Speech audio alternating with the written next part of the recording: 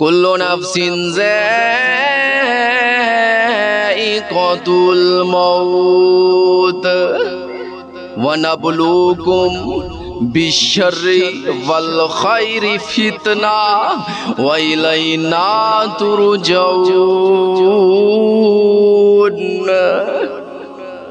او دنیا والو، اے مسلمانوں، ہر جاندار کو موت کا مزہ چکھنا ہے۔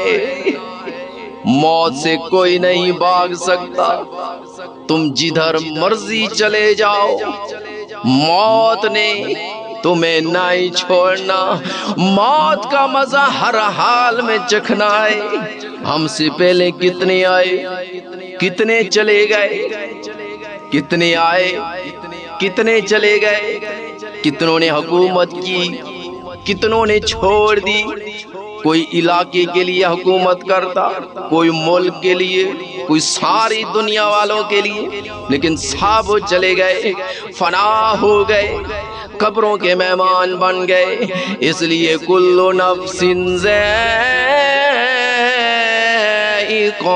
الموت، ہر جاندار کو موت کا مزہ چکھنا ہے۔ وَنَبْلُوكُمْ بِالشَّرِّ وَالْخَيْرِ فِتْنَةً وَإِلَيْنَا تُرْجَعُونَ۔ اللہ رب العزت قرآن پاک میں فرماتے ہیں، اللہ رب العزت کہتے ہیں ہم نے تم سب کو اچھے اور برے حالات میں ڈال کر تم سب کی آزمائش کر رہے ہیں۔ ہر حال میں آخرکار تمہیں ہماری ہی طرف واپس پلٹنا ہے۔ او میرے دوستو، آخرکار ہم نے اللہ رب العزت کے پاس جانا ہے۔ یہ اللہ رب العزت ہمارے پاس اچھے حالات اور برے حالات آتے ہیں، چلے جاتے ہیں، ہماری آزمائش ہو رہی ہے۔ کوئی کامیاب ہو جاتے ہیں، کوئی ناکام ہو جاتے ہیں۔ اللہ رب العزت فرماتا ہے ہم تم سب کی آزمائش کر رہے ہیں، آخرکار تم سب نے اللہ ہی کی طرف واپس پلٹنا ہے۔ اس لیے میرے دوستو، موت کو یاد کیا کرو۔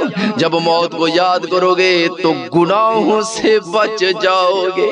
جب گناہ کی طرف یہ دل جائے تو یاد کرو یار کہ ہم نے مرنا ہے، ہم نے حساب دینا ہے، ہم نے قبر میں جانا ہے۔